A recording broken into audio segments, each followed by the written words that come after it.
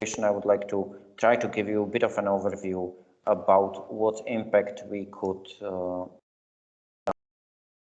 from the current situation on the economy in the Eurozone, in Germany, and interrelated impact on the economy in Slovakia, given what we are experiencing, which I dare to say is unprecedented situation so far.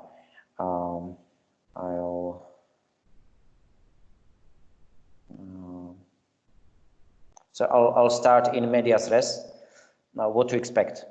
I guess nobody is interested in to go around to beat around the bush.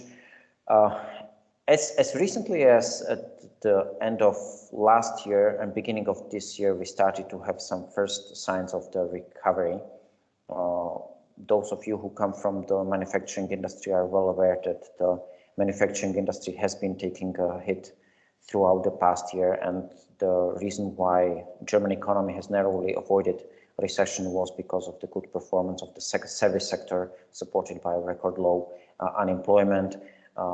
Even though there was a bit of a pressure on employment in the manufacturing industry, the job creation in the service sector managed to compensate for that adverse development. And as a result, even though since the second quarter last year, the discussion was if and whether German economy might slip into recession, we have avoided that worst case scenario. And at the end of the year, from the forward-looking indicators, we did see a first really positive signs. And then there came the news from the China, which after 1 month has spilled into the Europe. And the initial reaction of the authorities, and I'm sorry to say also the initial communication of the situation is such that it appears that at least part of the economy might be going into a standstill. So what we have, I'll briefly mention just some of the important facts to take into account.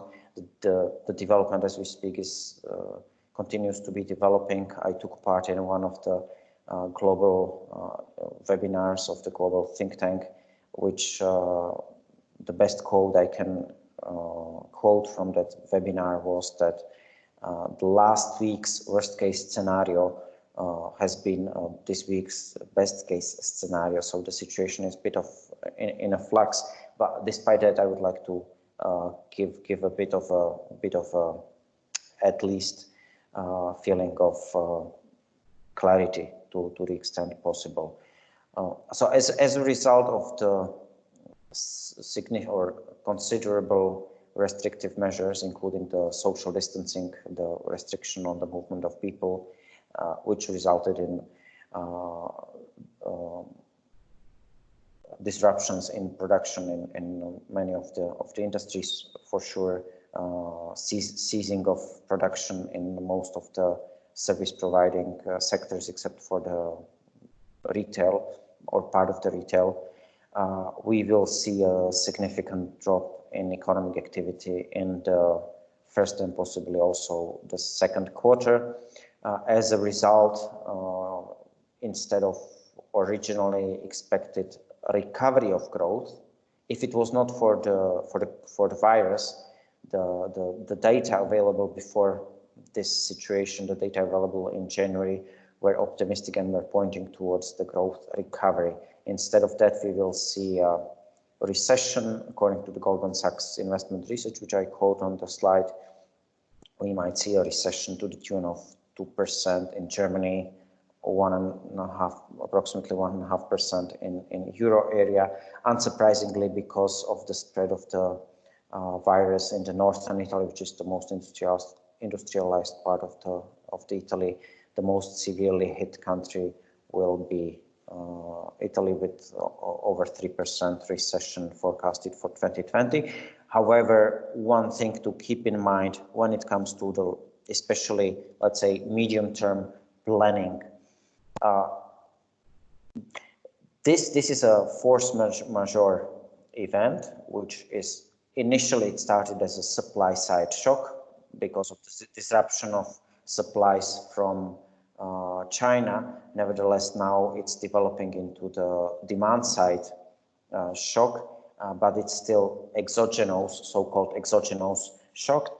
We go into recession not because of the internal inherent problems of the European economy, but because of these external shocks. Why I emphasize that? Because in such a case, the most important, you don't need me to hear that there will be a recession.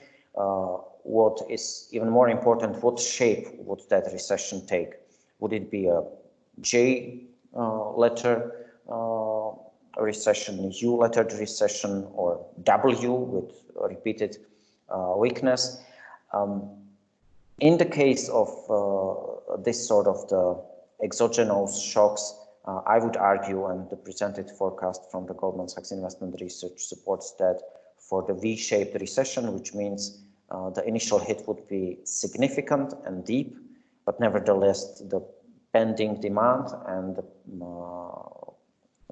pending activity would later on contribute to stronger recovery in 2021, as seen on this slide. So again, this is just something to take into consideration and to prepare, just as we all need to take extraordinary measures to adjust operation to the current situation. One should not forget that after the healthcare situation is resolved and provided the measures undertaken will follow the example of either China or other Asian countries such as South Korea or Taiwan, the health situation should be gradually resolved and we will come back into operation. The pent-up demand will come back to the market, and as this slide shows, instead of initially expected very gradual recovery into 2020 and 2021, the new scenario is hit by this force majeure recession in 2020, but significantly stronger recovery in 2021. So that's maybe the most important message from this session, that given the precautionary and restrictive measures taken in the first half of this year, these measures should not incapacitate the member companies from being ready and being able to respond to the recovery of the growth, which would be expected in next year.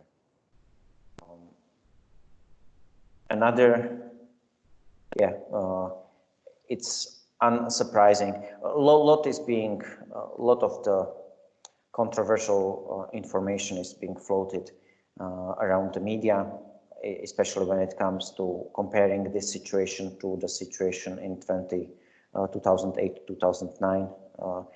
I would like to point to the fact that the most important difference is that at that point, the recession was a result of overheating or significant overheating, and ensuing collapse of the activity worldwide. What we see here, as I mentioned, the European economy throughout 2019 was in a bit of a schizophrenia.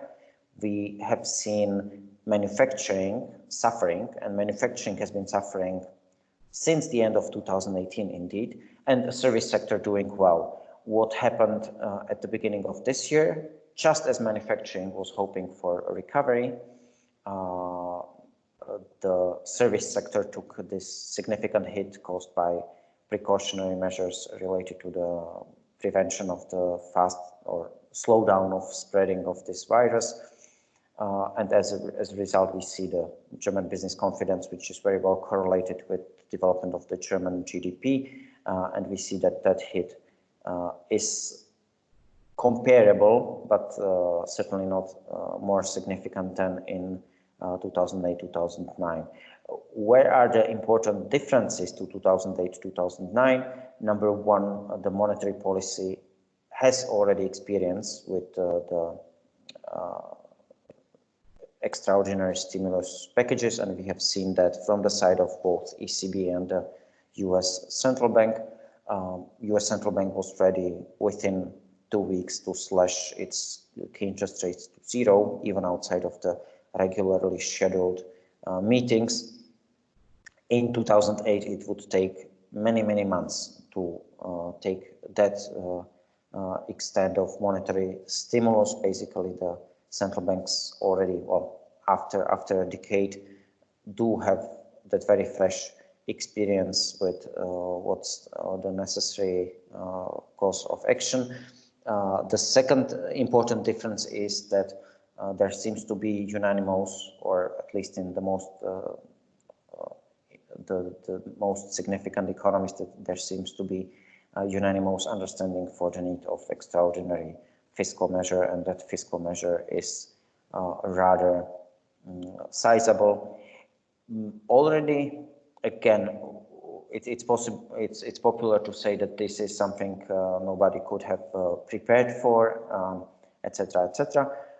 To which I would like to point out the fact that already in the autumn, because of ongoing pessimistic development in the German manufacturing, and because of the ongoing risk whether the German economy might or might not slip into the recession, and because of very prudent way how German government has run its public finances over the past 7 years, there was one of the factors, or one of the potential stabilizing factors that has been discussed widely already last autumn among the economists as with regards to the outlook to 2020, was that the fiscal stimulus on the side of the Berlin government might be one of those factors that might help to stabilize the potential weakness. That weakness came very quickly because of this external shock, but nevertheless, the German, after 7 years of running fiscal surpluses, the firepower available to the German government when it comes to the fiscal stimulus is significant, and apparently there is a willingness and readiness to use that firepower to help to stabilize the situation. Therefore, obviously, certainly one can not compare this situation to anything that we have experienced, except maybe to the outbreak of the Spanish flu in 1918, which was 100 years ago. But when it comes to the economic consequences,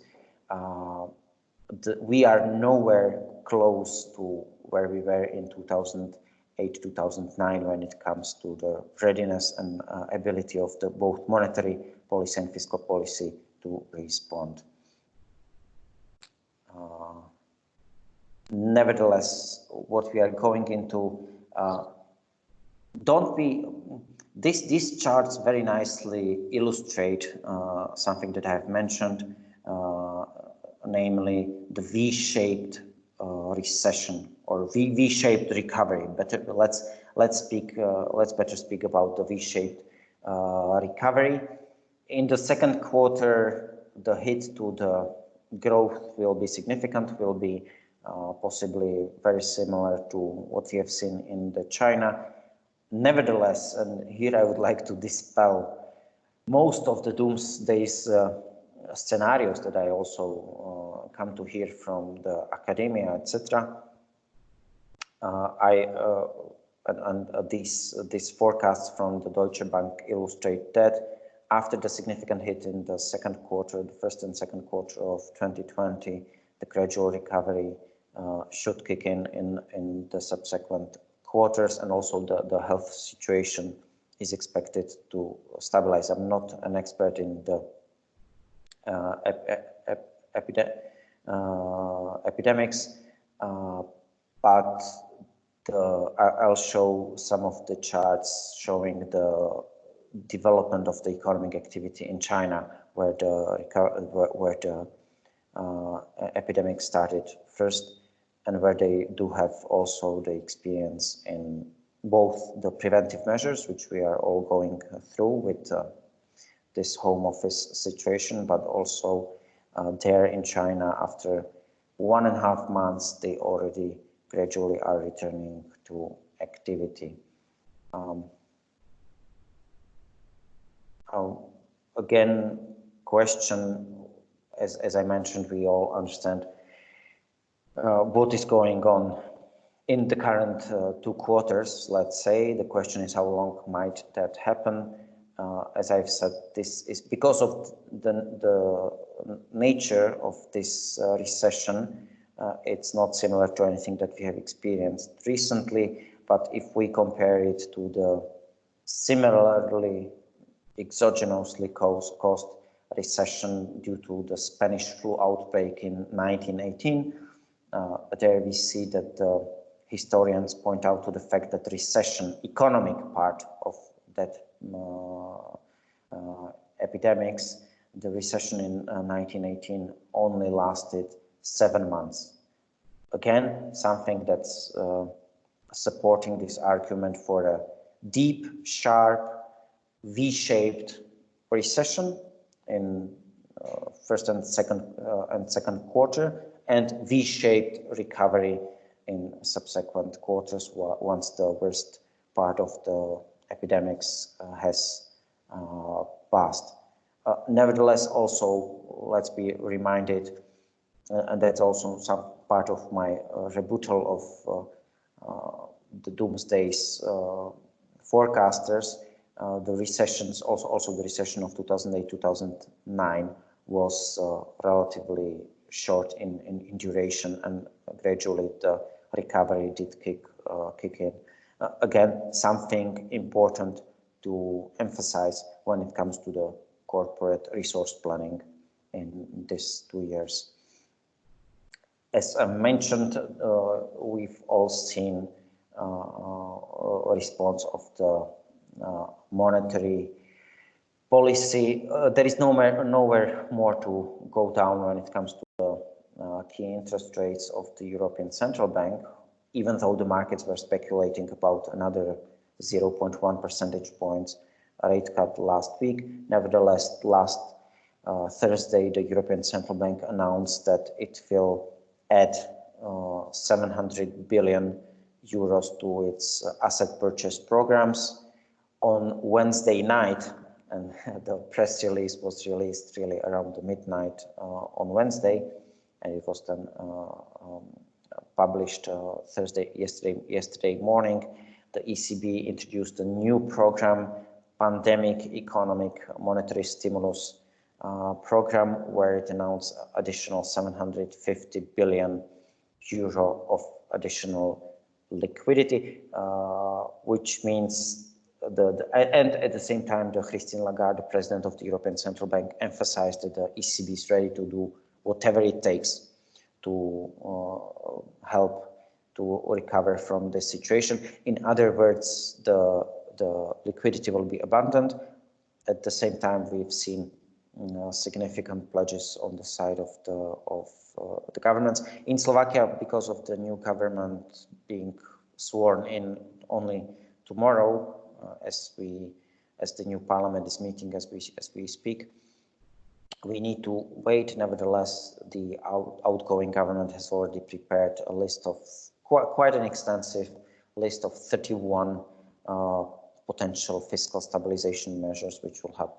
This chart illustrates that when it comes to scope of adding additional liquidity, the ECB, with currently close to 40% of the Eurozone GDP in assets bought within this quantitative easing, still has a room where to go.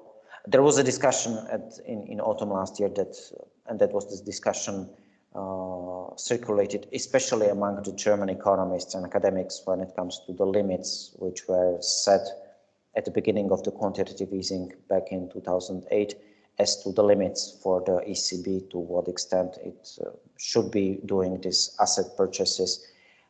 The reality is that at least in the case of three countries, Germany, Netherlands, and Luxembourg, the ECB will soon hit the limit, the 30% limit of what proportion of all the outstanding government bonds it can purchase.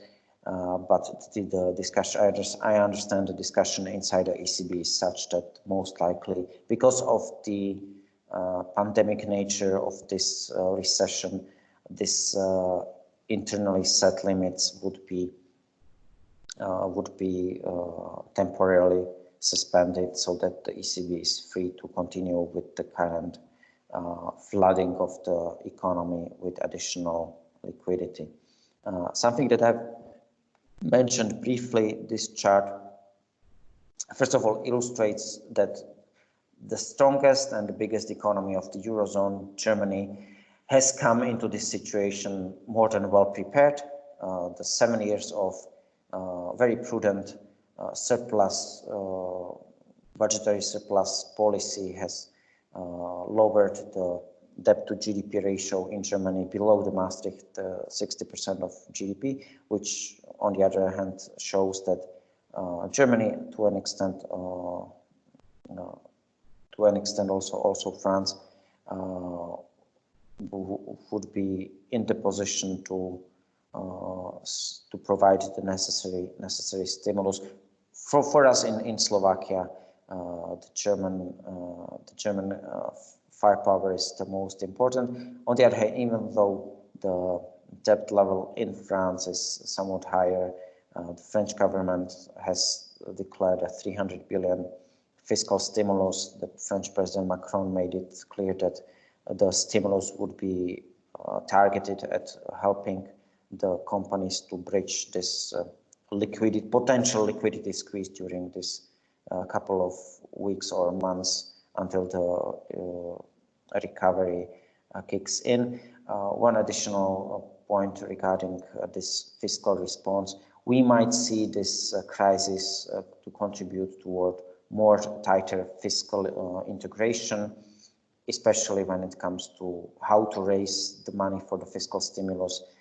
One of the discussions in Brussels has been around the possibility of Eurozone member countries issuing joint Eurobonds, which would be, which would enjoy one of the highest rating and would enable effectively to raise the money at the current record low interest rates. Nevertheless, the combination of the previous slide and this slide points to the fact that both monetary stimulus will provide for the sufficient liquidity on the fiscal side, especially Germany has sufficient room to enjoy that monetary stimulus and use it for increased bond issuance, which would then be provided as a liquidity support for the private sector. Just a big picture reminders, and that's also just to underline my earlier argument about the V-shaped recovery. We've seen the cyclical nature of the both markets and economy developments in the past, and that same cyclical nature of the economy is something to keep in mind when it comes to such extraordinary developments as we are experiencing at the moment. We rarely see the economy or economic indicators developing along the smooth modeled trajectories. Instead, the markets tend to both overshoot and undershoot.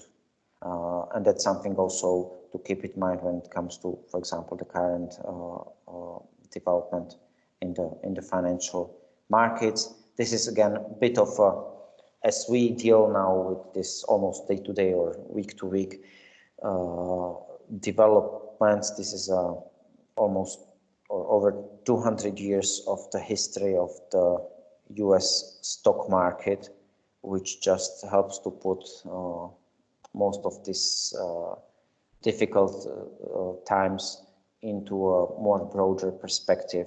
and helps to remind us the long-term outlook to keep in mind, especially when it comes to the medium-term planning. As I mentioned earlier, what is happening, hardly anybody could, I guess, forecast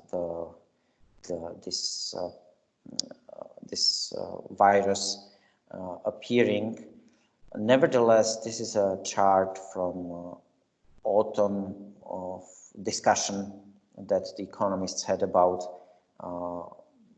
the long-lasting expansion that especially the US economy has experienced over more than 10 years since 2009. And this is the list of some of the potential triggers that could have caused the next recession. Now we know the trigger was the coronavirus, but notice on the left middle side, this is one of the mentioned arguments from the Moody's Analytics, and that was the swine flu epidemic. So occurrence of such events, also given the last 20 years of history, is not something that is completely that surprising. What is surprising, and where the importance of this crisis is, especially for the US and also the Eurozone, the ability of our countries to respond to this kind of situations. We see that, for example, the most successful Asian countries, such as Taiwan, have taken much better lesson from the outbreak of the SARS virus in 2003. And as a result, they are able to roll out the necessary preventive measures, both concerning the public health and economic fallout, much more quickly, and in result also more effectively. This just remind there will be many charts I could have shown regarding the severity of the situation. Basically, on the right side here, we see that the German government bond yields have dropped over the past couple of weeks to the record low levels, underlining the severity of the fears from recession. On the left side, and that's something that is illustrates both the severity of the situation, but at the same time also one of the stabilizing contributing factors. As recently as end of last year, we've been talking about the oil price around $70 per barrel. On March 9th, we have seen almost 20% one-day drop in the price of oil following the disagreement between Saudi Arabia and Russia with regards to planned production cuts. Just yesterday, the day before, on Wednesday, March 18th, we have seen another almost 20% drop. In the end result this month, and this is again something that shows that we live in the historic period.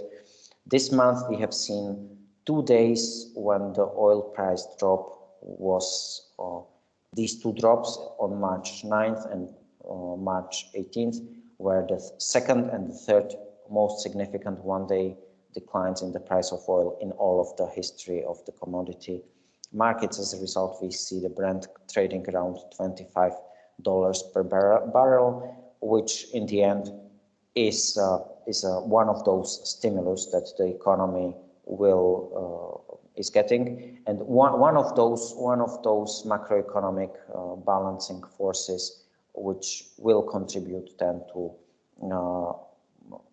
anticipated V-shaped recovery after the health situation has been resolved, hopefully in a couple of weeks. A few remarks regarding the hit to the economy of Slovakia and in general the Central Europe.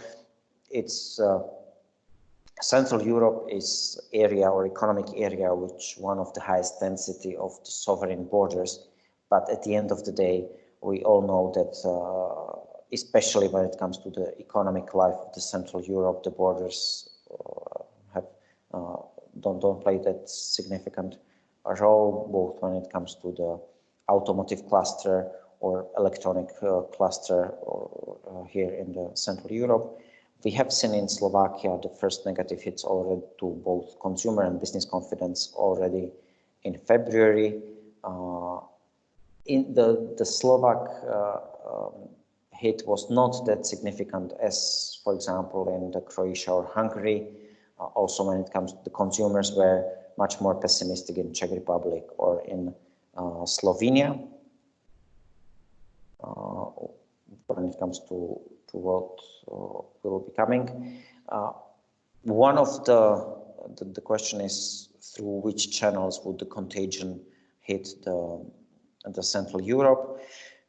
Obviously, I don't need to remind that over or approximately 1/5 of Slovak exports are headed for the Germany, of over 10% to the Czech Republic, which in turn is also 1/3 of Czech exports go to the Germany. So obviously the Central Europe is closely linked to the biggest economy of the Eurozone. Nevertheless, this chart shows also the level of interconnection with the China. And here, when I mentioned the supply shock, that means the shock due to disruption of the Chinese production, we see that Slovakia, along with Bulgaria, is among one of the most interconnected economies of Central Europe when it comes to exports, chiefly due to the car manufacturing or significant importance of car manufacturing. But nevertheless, Slovakia also ranks among the more dependent economies when it comes to the imports from China, where the extent of the imports is, on the other hand, not that significant as is in the Czech Republic or neighboring Ukraine. So the direct hit because of the supply shock would not be that significant as would be the direct hit to Czech Republic or Hungary, for that matter. Also, one of the things that will have more lasting negative impact on the economic activity is the impact of especially foreign tourism. Chinese tourists are one of the biggest groups of the economic contributors to the international tourism, and we might see that not coming back that early. Nevertheless, the share of the tourist industry when it comes to the contribution to the GDP and also the share of the employment in Slovakia is only around 5%, significantly or lower than in the Czech Republic, significantly lower than in the countries like Croatia. Also, in that comparison, the impact of the tourism is lower than in Hungary, a bit higher than in the neighboring Poland. When it comes to the readiness of Slovakia to respond and to contain the public health situation, we see that the overall global health index in Slovakia is relatively comparable, but a bit weaker than it is in the Czech Republic or Hungary or Poland, let's be honest. Also, the ability to respond to the epidemics, according to the global health index in Slovakia, is among the lowest within the V4 countries. On the other hand, when we have seen the response when it comes to the closure of the schools or to advised or mandated quarantines, the Slovak response at least of the authorities in the capital of Slovakia has been among the quickest. Here, a little reminder as to the capacity of the Slovak government to borrow and to finance the inevitable crisis stimulus. Slovak government is enjoying one of the highest ratings next to Czech Republic within the Central and Eastern Europe, which also supports the argument for the ability of the Slovak government to be able to finance this temporary fiscal stimulus, which might be inevitable. In reality, as we speak, the Slovak government bond yields up to the maturity of 6 years are trading around zero or in negative territory. In the op-ed column we have published in the Slovak Spectator on Wednesday, we have argued why in such unprecedented time it's necessary for the government to leverage its ability to borrow technically at 0% interest rates and to help the private sector to bridge the temporary fiscal, the temporary liquidity squeeze in particular. And now a couple of charts regarding where the China stands after, let's say, 1.5 months of this extraordinary situation. So here, when we see the outbreak of the virus, by coincidence, is interconnected with the Chinese New Year in January. So even without the virus, before the Chinese New Year, there is a drop in economic activity, and then expected recovery of the economic activity after the New Year festival and New Year holiday ends. What we see this year, that after this drop before the Chinese New Year, the recovery after the holiday was not that significant. We see here is the roadway traffic, the civil aviation, also the consumption of the coal in the electricity producers. Nevertheless, subsequently, these are the pictures or the charts from February, mid-February. 1 month later, we do have more data. The February hit to the Chinese economy has been on a historic scale. We've seen 80% drop in sales of the cars in China, and overall here we've seen 13.5% drop in the industrial production, over 20% drop in the retail sales in February. Now, nevertheless, where do we stand as we speak in the second half of the March? We do see gradual recovery in several of these measures.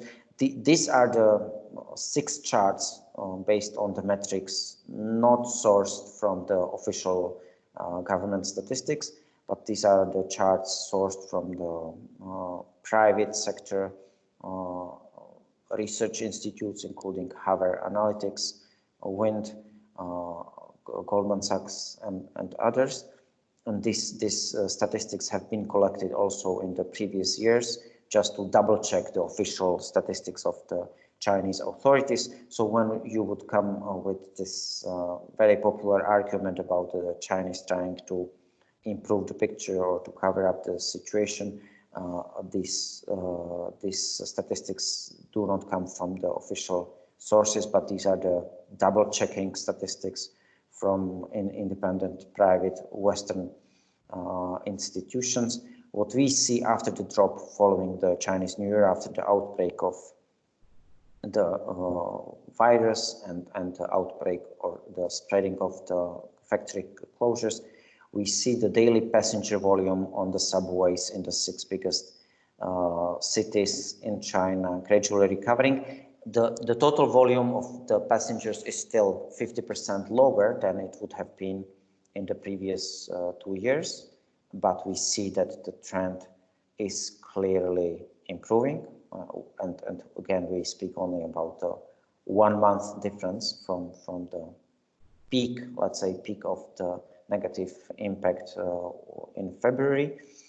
Also, here is the imports of the raw material, the percentage of or the volume of unloaded coal imports in the major Chinese ports. These are the coal imports from Brazil or Australia, which did not manage to be loaded on the trains, which then distribute them to in industry, factories, and electricity producers. Nevertheless, as of mid-March, the level of this unloaded coal supplies in the major Chinese ports was only around 12% below the previous 3 years, the average of the previous 3 years. So again, when it comes to the supply of the raw materials, we've seen the monstrous drop in the price of the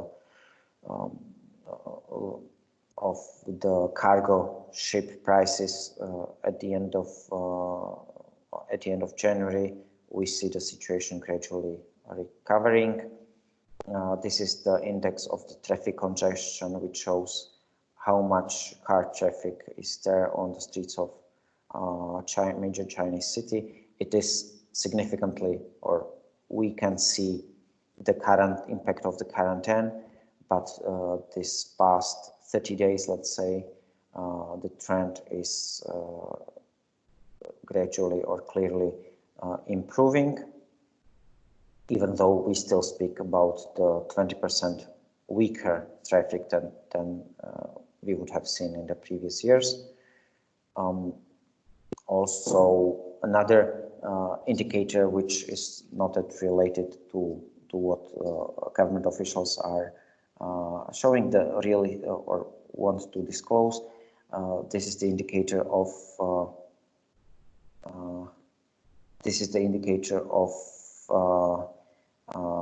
the real estate transactions, which have pretty much ceased or continued in the holiday mood for the couple of weeks, but now are still 60% below what we have seen in the previous years, but the trend is improving. Similar unsurprising hit to the airline passenger numbers, but gradually recovering. And most important, one more, this is the demand of or consumption of coal in the electricity producers of China, which is also 12% below the average of the previous 3 years, but after this quarantine period of February is gradually recovering. Here there was a lot of discussion about how the ceasing of industrial production in China has benefited the air pollution, but here we see that the level of the air pollution is not that significantly different from what it used to be in the previous years. But here, I think one of the most important, the demand for steel, which has taken a hit in the first weeks after the new year, but is gradually catching up with what would be a normal pace of demand in the previous 3 years, even though it's 20% below what we have seen in the previous 3 years. And just a couple of last remarks regarding the financial markets.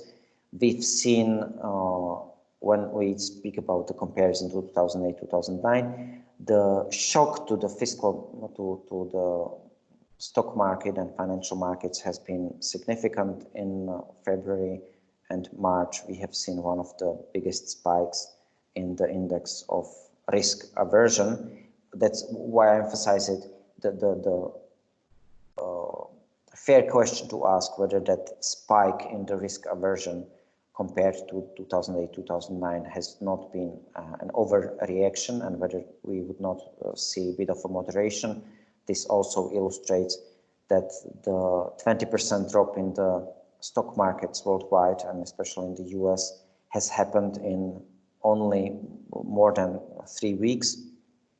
This was the fastest drop of the US stock market into the bear market territory, which is defined as the decline of the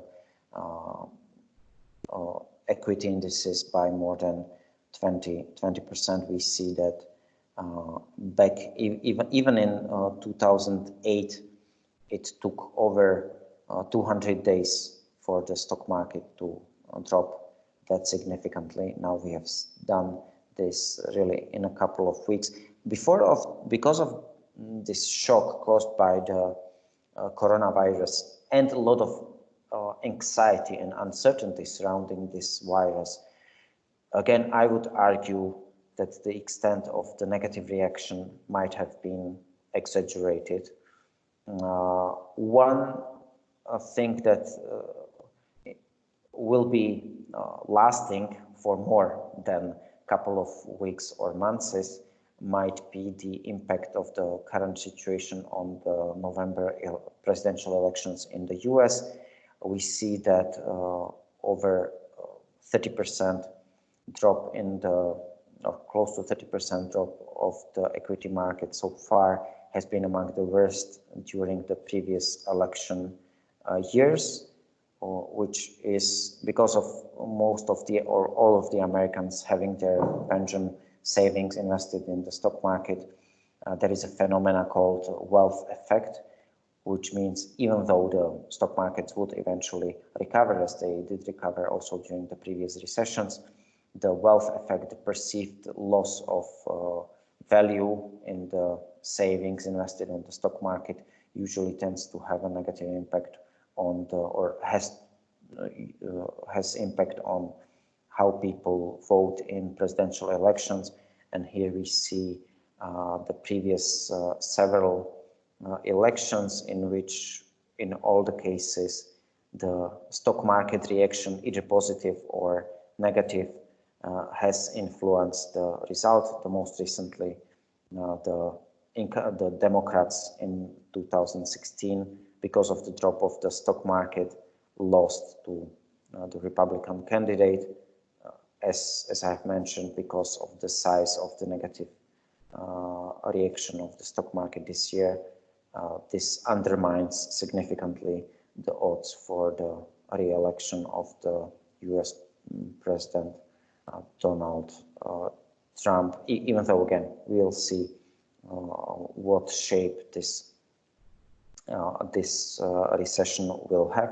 Nevertheless, in the last, in the post-war history, the average duration of the negative development on the stock market has been around 14 months. So given that this correction has only started in February, it has a potential to last throughout a couple of more months.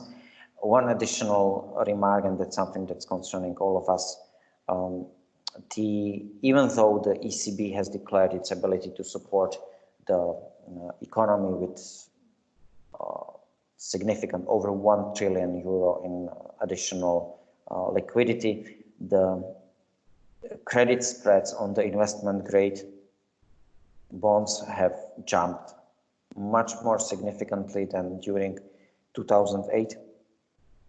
We see that the investment grade credit spreads have pretty much doubled within couple of weeks, much faster than during the previous similar events, including the sovereign debt crisis in 2011.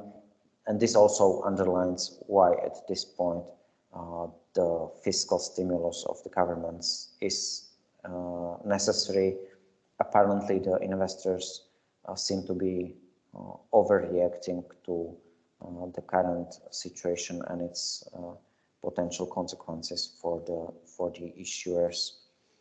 So that's very briefly it from my side.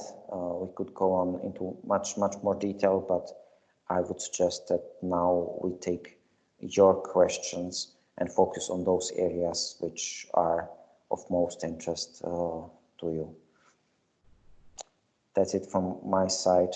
And now I open the floors to your questions.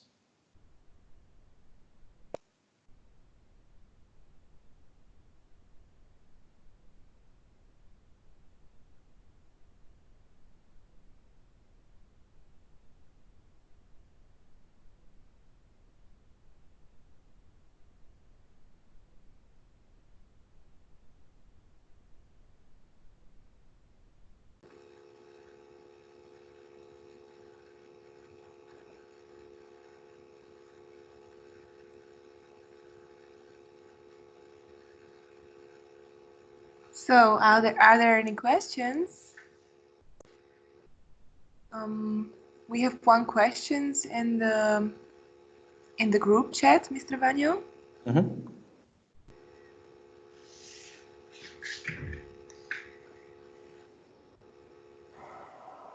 Do you think that shift of supply chains from this is actually not something new. We've seen it already before. Unfortunately, the developments in economy also when it comes to some of the innovation trends don't happen in evolutionary phases, but they happened in kind of revolutionary halo effects. And that was also the case of the popularity of offshoring, which then after several years has turned into nearshoring. And that's something that over the past decade, Slovakia and Bratislava in particular has benefited from significantly. So yeah, when it comes to redistribution of the supply chains or moving part of the supply chain closer to the key manufacturers, we have seen a survey done by the German-Chinese Chamber of Commerce last year in September, which showed that a non-negligible proportion of German companies which operate in China have been mentioning that they would consider relocating outside of China, not only to other countries of the Asia, but also relocating to other territories such as Central Europe.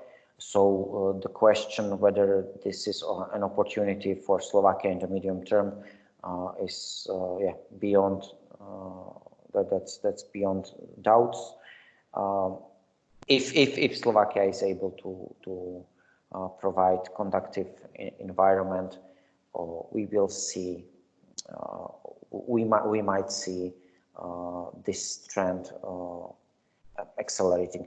Again, I can refer you to one of my commentaries in Deník F from September, which was basically labeled, or the title was, it was a survey done by the German-Chinese Chamber of Commerce among its members in China, and already back then, the reason at that point was chiefly because of the change of the cost structure in China and availability of the qualified labor. But with this health situation escalating as it did, this trend of nearshoring instead of offshoring will be even more significant. Also, just one brief remark. We've seen this supply shock disrupting a lot of the production in Central Europe.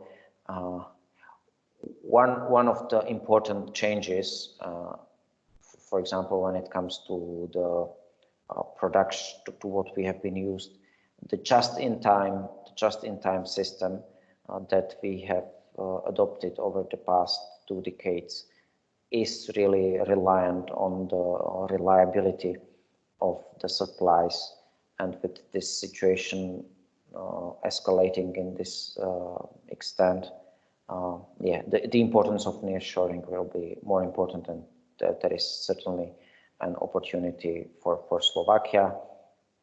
Again, we speak about the coronavirus with this much of respect just because it's a novel virus, but when you look at the 20 or 30 years history of China, the similar epidemics, be it swine flu, be it SARS, etc., H1N1 virus have been recurring in Asia on a very regular basis. Thank you very much. There is another question from Mr. Urban, CEO of company Jungheinrich, and he's asking, what is expected impact on Slovak economy? Before you answer, Mr. Vano, I would like to repeat, dear participants, you can switch on your microphones right now, and you can ask like live and open in this session. So because we have right now time slot for questions, for open questions, so you don't have to write them in chat, but you can ask also right ahead. But please, Mr. Vano. Yeah. So as I have mentioned, the reliable forecasts for the negative impact for the German and Eurozone economy range are speaking about this year recession to the tune of 2%. I would expect a recession in Slovakia in a similar range as in Germany. The initial official forecasts are for the 1% drop in the GDP. I would maybe lean more towards potentially even bigger, but again, compared to the over 5% drop of GDP in 2008 or 2009, the important difference is that unlike in 2009, we should see a sizable fiscal stimulus kicking in, and that stimulus would help to mitigate the outside impact. Also, unlike in 2009, and even the recession in 2008-2009 did not last that long. I would expect for the V-shaped recovery to kick in significantly faster than in 2009. Again, one of the popular doomsday scenarios is concerning whether and when this health situation or public health situation would be contained. But to that I would like, even though I'm not a public health expert, I would like to just quote some of the new statistical findings regarding both the outbreak of the epidemic in the Chinese Wuhan and also the statistics that are available after a couple of weeks from the Italy, which seems to be hit most significantly. And the most important statistic points to the fact that the death rate in Wuhan, unlike initially expected, 2 to 3.5%, seems to be only around 1.4%. That's the statistics that you can find quoted in the mainstream reliable media such as New York Times. So the death rate of this virus is not as significant as it has been initially expected. The reason is that a lot of the people go through the infection without showing symptoms. Very interesting statistics came from this cruise ship, Diamond Princess. It was very unique example, providing unique also statistical information. And out of all the infection cases on this cruise ship, which was isolated ship, 50 to 75% of people infected with the virus did not show any symptoms. It was asymptomatic, which on one side makes it more contagious and helps to explain why this lockdown and quarantine measures are important to prevent the spread of the virus.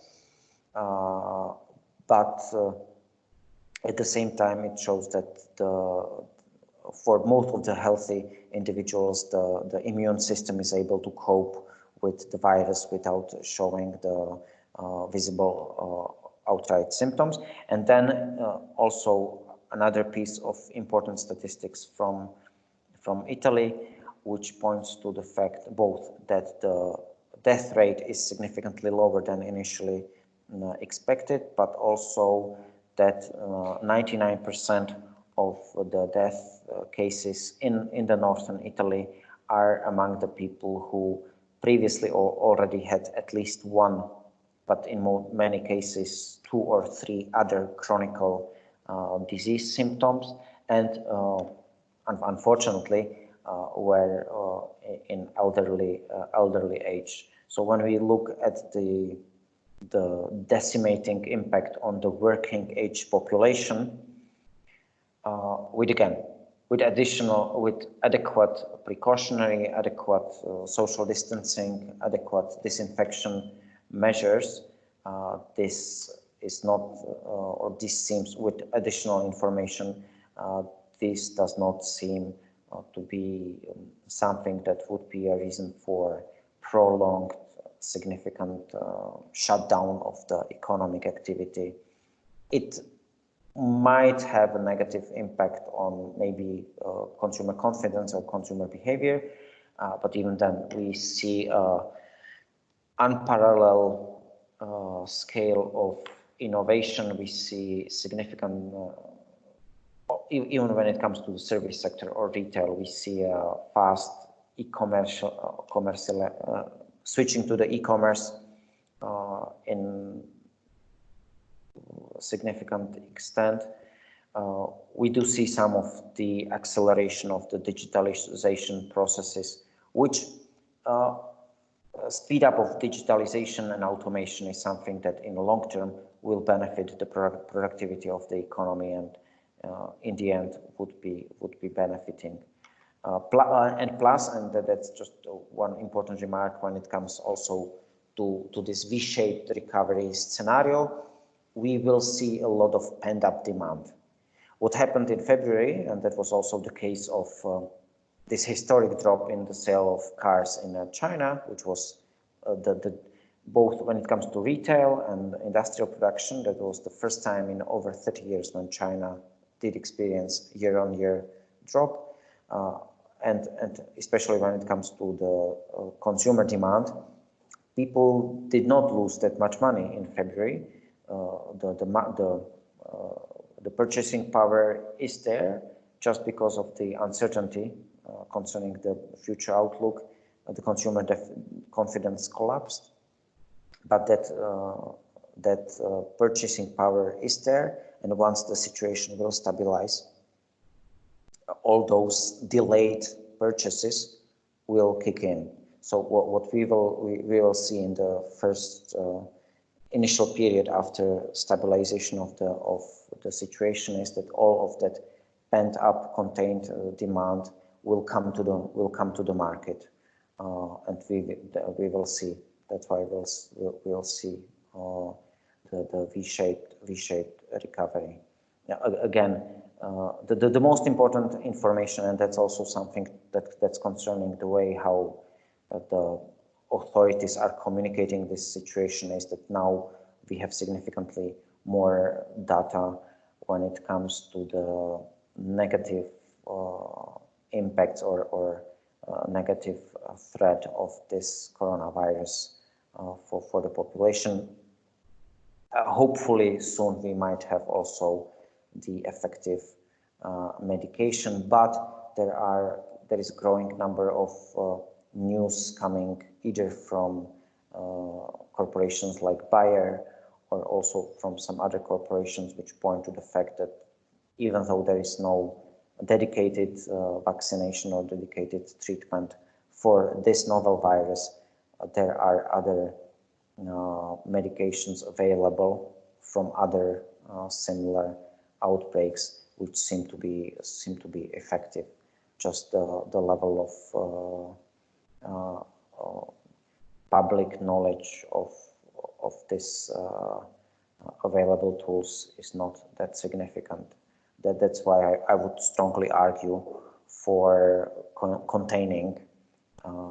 avoiding and containing the overreaction that we've seen.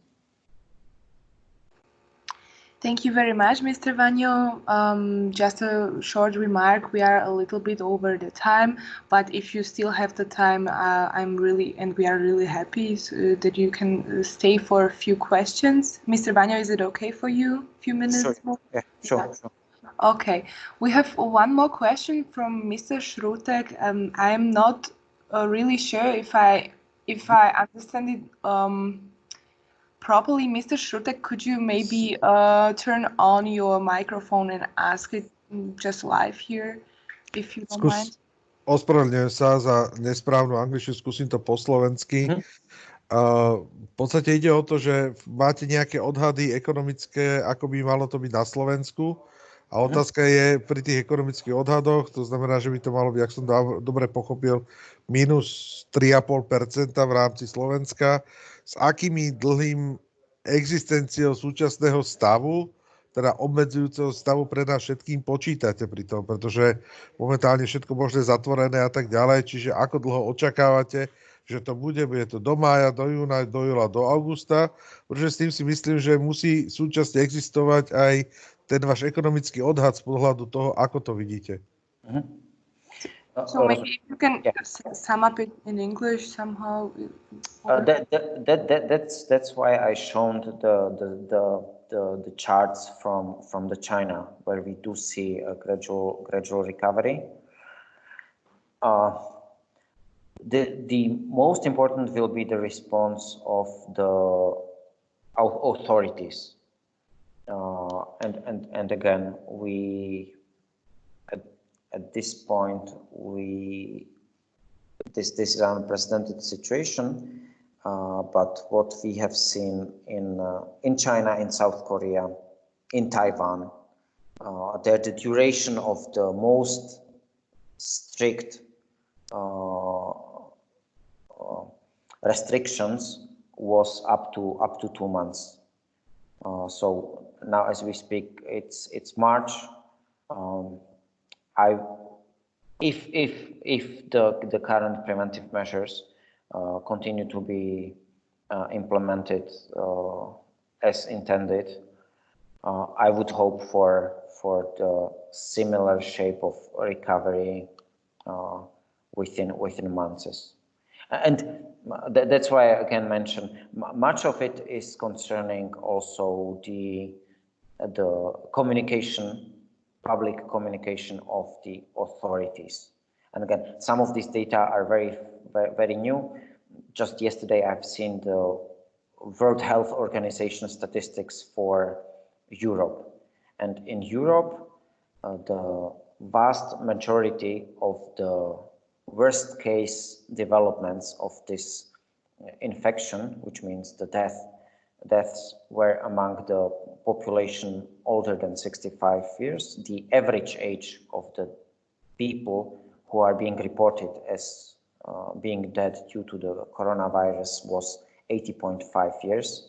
And in the case of statistics from Italy, like majority of those people who died as a result of the infection already had at least one, and in more than half of the cases, 2 or 3 pre-existing chronic diseases.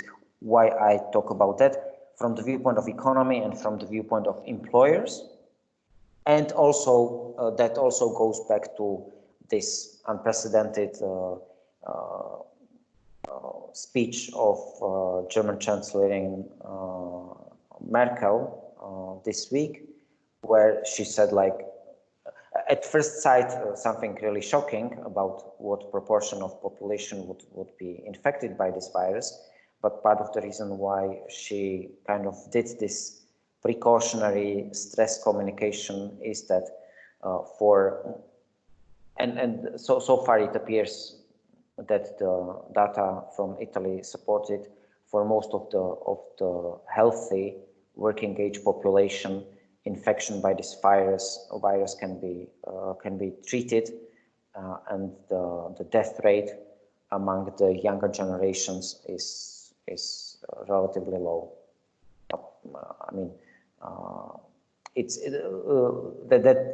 I just mentioned that with regards to necessity of this stringent lockdown measures and suspension of production. But of course, when it comes to the demand, that will depend on how the demand will develop on our export markets. Thank you very much, Mr. Vano. One more question. from Mr. Szelika from company Kercher, what is your estimate for financial sector? Consider the willingness of bank sector to finance business and households. A good question. Here again are first kind of contradictory signals. Yeah, we have all seen the doomsday scenarios predicting that the banks now will restrict the availability of credit, to which I would say a couple of important points.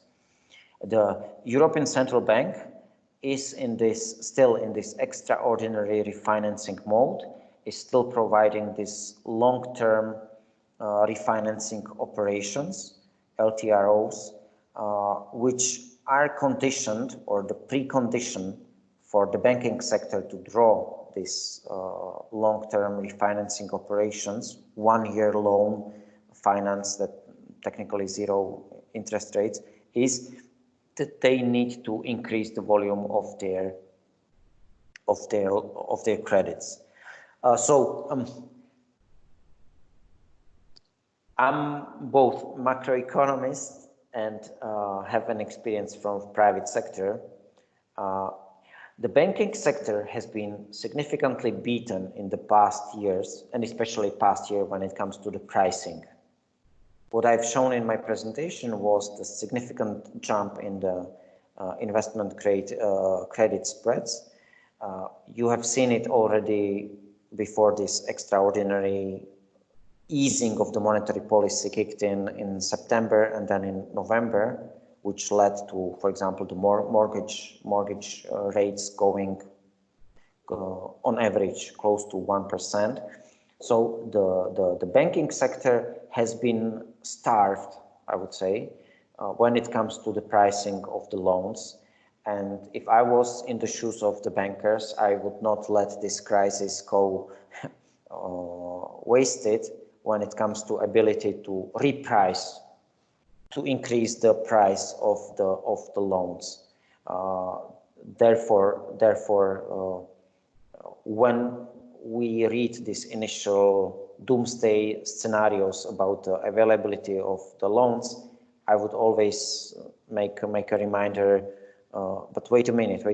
There is 1.4 trillion, 2 times 700 plus 700 billion euros put in by the European central banks. The intention of all that liquidity is to provide necessary liquidity for the corporate sector, and that liquidity is provided at the rock bottom interest rate levels. So again, when we see these doomsday warnings about availability of the loans, I, without wanting to sound cynical, would view those doomsday projections just as a part of the negotiating strategy on the side of the banking sector, which very logically would like to and would need to also increase the pricing of their loans.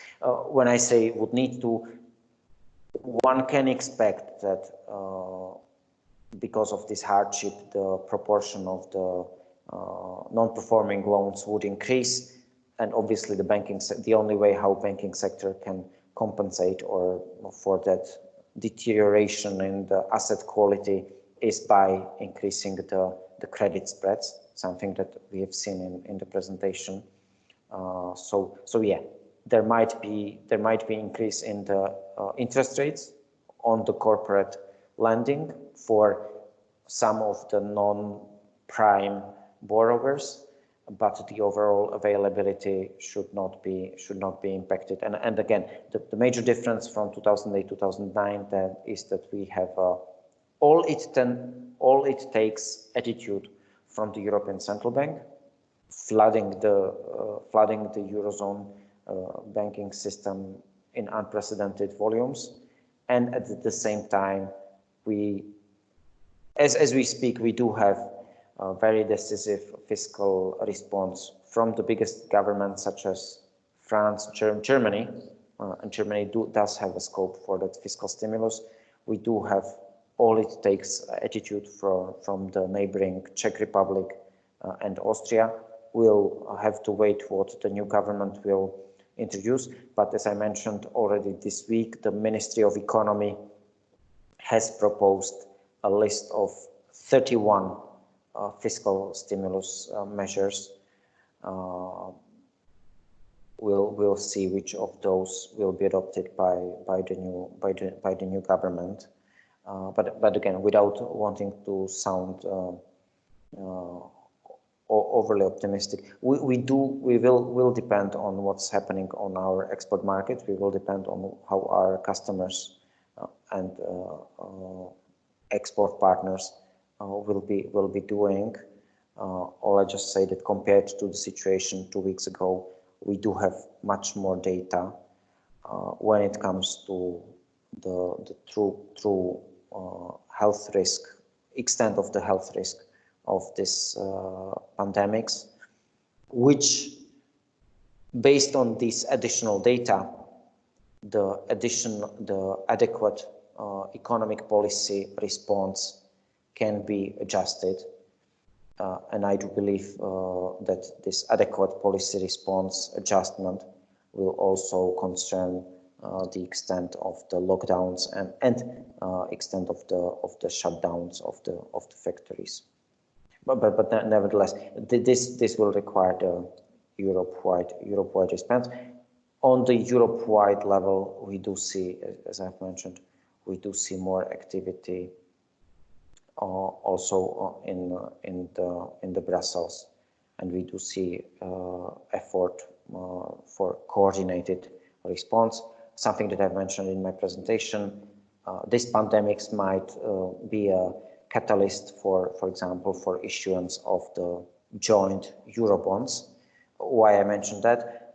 Once there would be an agreement to issue a joint Eurobonds, such Eurobonds would enjoy the comparable credibility as, for example, or better the credibility, I dare to say, than the US government treasuries. And we have seen it also during the previous recession.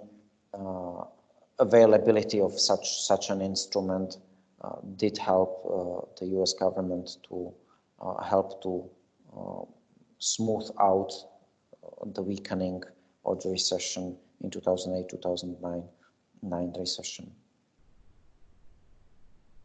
Thank you very much for really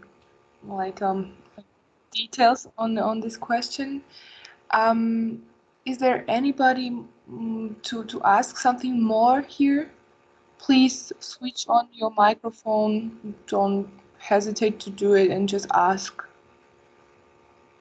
Or just tell us how you are doing in this challenging time from home office.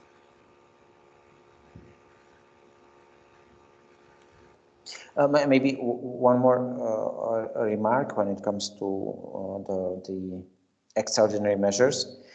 Something which has not been publicized that widely, but for example in France, part of the measures introduced by the President Macron included, for example, the moratorium on payments of utility bills and rents.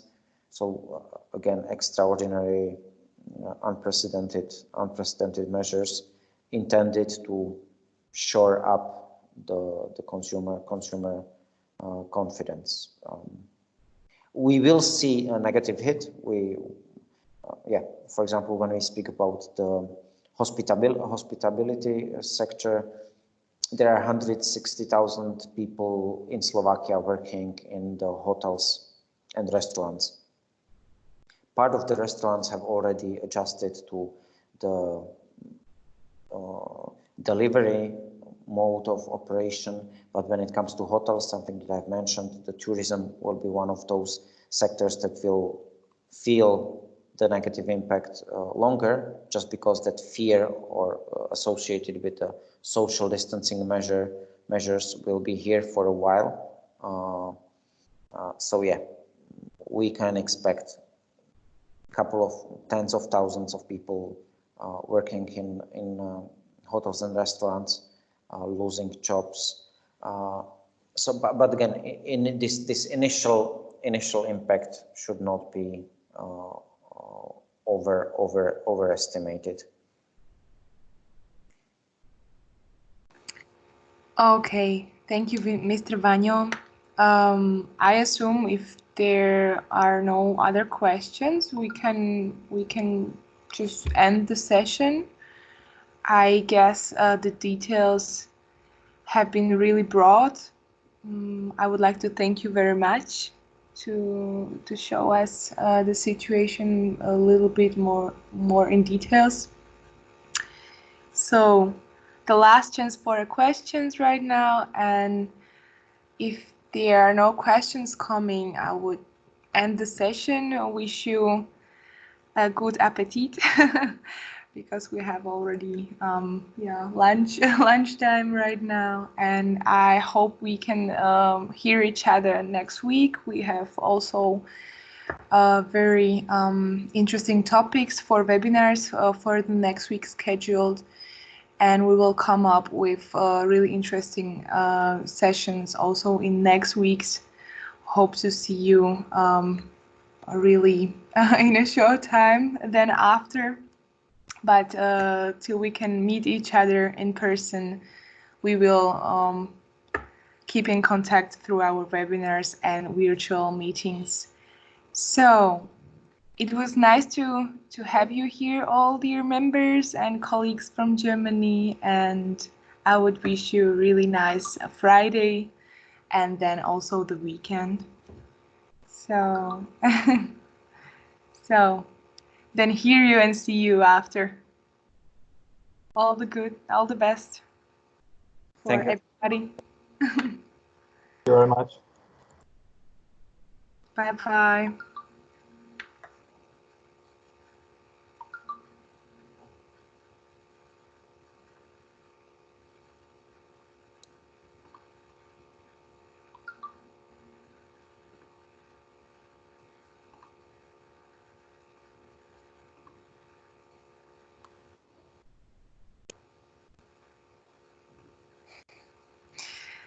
Tak ďakujeme, pán Vano, ďakujeme. Môžem sa ešte spýtať, prezentáciu môžem poslať potom na všetkých účastníkov? Jasné. Tu v PDF-ku, tú, ktorú som vám. Áno, tu v PDF-ku určite. Samozrejme tu v PDF-ku. Dobre? V poriadku. OK. Super. Tak ostávame ešte v kontakte. Jasné. Dobre, no pokúsil som sa. Troška možno, to je vždy